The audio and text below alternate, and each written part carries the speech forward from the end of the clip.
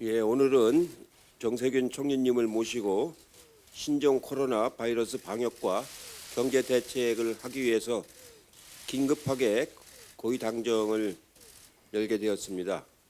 정세균 국무총리님, 홍남기 경제부총리님, 강경화 외교부 장관님, 박능우 복지부 장관님, 김상조 청와대 정책실장님을 비롯해서 참석자 많은 분들이 이렇게 참석을 해주셨습니다. 지금 신종 코로나에 대한 국민 여러분의 걱정이 매우 큽니다. 다행히 중앙정부와 지자체가 공조해서 적절히 대응을 잘 하고 있다고 생각을 합니다. 방역과 치료에 전념하고 계신 여러분들의 노고에 깊이 감사의 말씀을 드립니다. 국민들께서도 성숙한 시민의식을 보여주시고 계십니다. 국민 여러분의 시민의식이 최고의 방역인 국민에게 다시 한번 말씀을 드립니다. 얼마 전 어디 보도에 보니까 우리 모두가 사회 안전망이다라는 말씀을 하신 얘기를 들었습니다. 그렇습니다.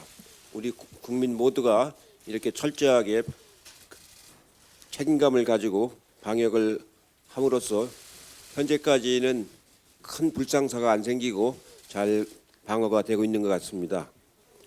하지만 여전히 비상 상황입니다. 앞으로가 더 중요한 일입니다.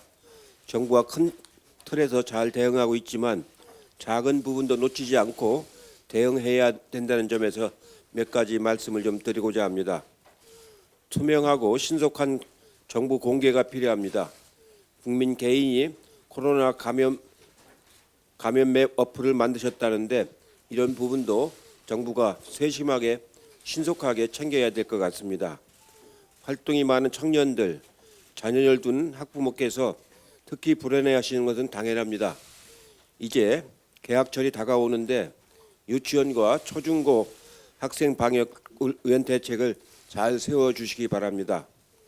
아울러 중국 유학생들 복귀를 대비해서 개학 연기뿐만 아니라 감염 예방 대책도 있어야 할 것 같습니다.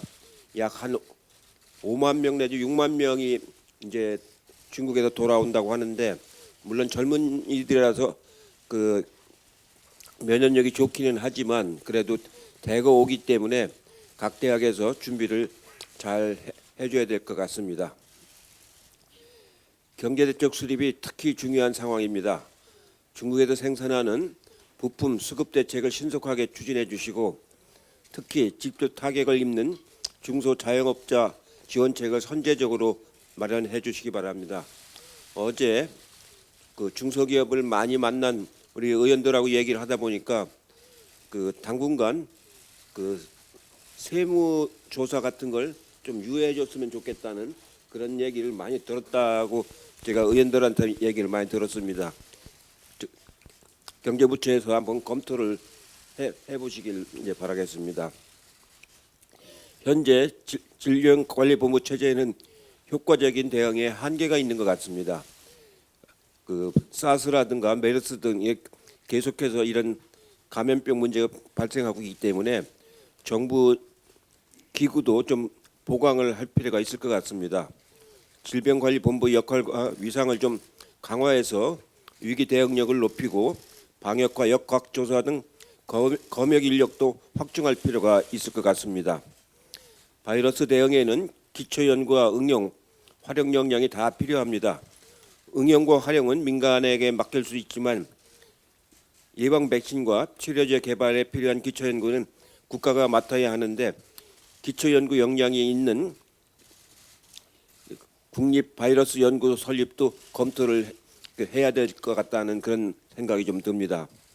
2월 국회에서 방역 상황 점검과 지원을 최우선 과제로 삼아 국민 안전 국회가 되도록 최대한 노력을 하겠습니다.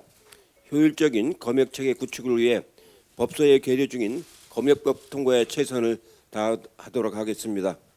비상한 상황이지만 우리 국민이 성숙한 의식과 우리 정부의 힘이라면 충분히 극복할 수 있다고 생각합니다.